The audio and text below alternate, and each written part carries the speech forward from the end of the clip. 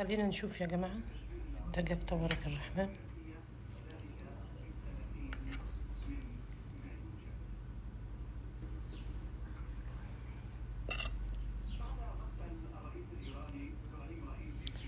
سمعكم الأخبار معايا وأنا بتغدى، ايه رأيكم في الشكل؟ تبارك الرحمن.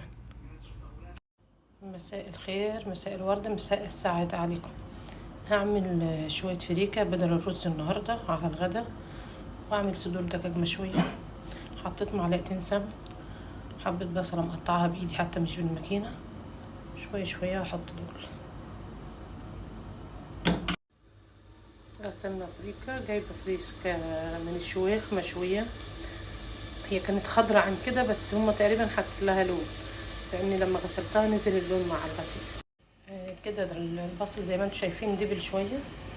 بضيف حبتين 2 طماطم مقطعهم برضه بالسكينة مقطع صغير، وحبتين فلفل حار اختياري، وهسيبهم يتسبكوا مع بعض. لما تتسبك اضيف لهم الفريك. يلا شوفوا كده يعني تسبيكتها تمام، اضيف عليها الايه الفريك.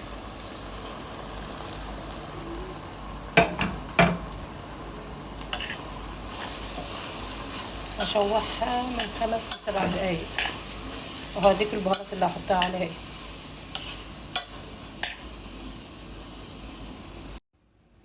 كده يا جماعه قلبت الفريكه مع البصل والطماطم وقرنين الفلفل برضو كمان من 5-6 دقايق تقريبا. هبهرها 7 بهارات: شطه، ملح، دارسين اختياري، وفلفل اسود اساسي، المفروض كمون بس ما عنديش كمون خالص، اضيفهم عليها.